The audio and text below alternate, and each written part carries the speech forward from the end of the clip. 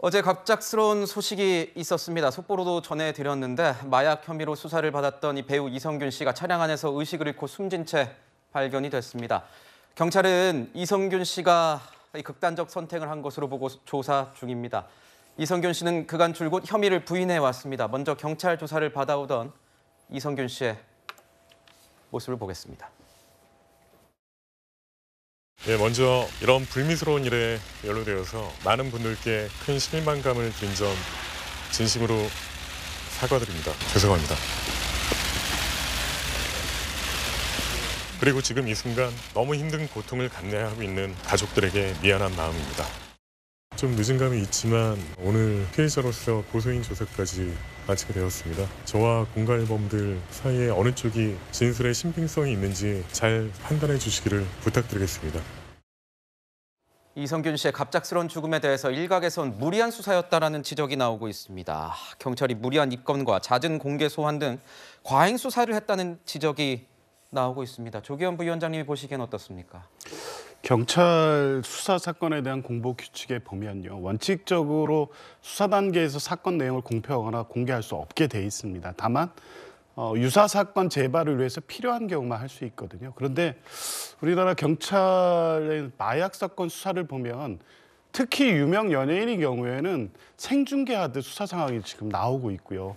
이번 사건의 경우도 고 이성균 씨 같은 경우에 맨 처음에 내사 보도가 있었거든요. 그런데 그 직후에 실명이 거론되기 시작합니다. 이게 수사 과정에서 유출되지 않으면 알 수 없는 내용들이 자꾸 나왔고요. 또 이 비공개 수사 요청도 경찰이 받아들이지 않았고 3차 소환 조사 이후에는 실제 지금 이 당사자 간의 의견이 다른 이성균 씨가 전면 부인하고 있고 그렇지만 이제 실제 이 혐의 사실을 입증하는 어떤 A 씨의 녹취록이 전면적으로 공개가 됐습니다. 이런 상황들을 보면 물론 이게 어디에서 경찰이 그거를 흘렸다고 볼 만한 사정은 아직은 드러나지는 않았지만 특히 마약 사건에서 이런 일이 자주 생깁니다. 근데 이성균 씨 같은 경우에는 전면적으로 부인하고 있었기 때문에 사실은 공개 수사도 신중을 기했어야 하고 또 수사 과정에 대한 브리핑도 굉장히 제한적으로 했어야 되는데 특히 마지막 날 이런 보도들이 나오는 상황까지 보면 가족과의 여러 문제라든가 더 이상 나중에 최종적으로 무죄를 받더라도 이미 회복할 수 없는 상황에 처해져 버렸다는 어떤 절망감 때문에 이런 선택에 이르게 됐다는 점에서 전반적으로 경찰의 마약 수사 관련된 수사 관행이나 이런 부분을 살펴봐야 될 것 같습니다. 서정욱 변호사님은 어떻게 보세요? 경찰이 수사 공보 규칙을 어겼다는 이런 지적들 어떻게 보십니까? 그 부분은 이제 좀 일리가 있는 것 같아요. 원래는 이제 비공개 소환이 원칙인데 너무 이제 공개 소환으로 좀 무리했다. 이거는 제가 인정합니다. 그런데 제가 드리고 싶은 말씀은 이재명 대표나 조국 장관이 이런 이야기하면 안 됩니다. 조국 장관 민정수석 때 우리 보수 측의 인사들 수백 명 조사할 때 그때 다 포토라인 세우고 그래서 극단적인 선택한 분도 있잖아요. 이름을 말 안 해도 알잖아요. 그러면서 이게 본인이 소환될 때 되니까 개혁회가 포토라인 못 세우게 하면서 본인 가족이 1순위로 혜택을 누리지 않습니까?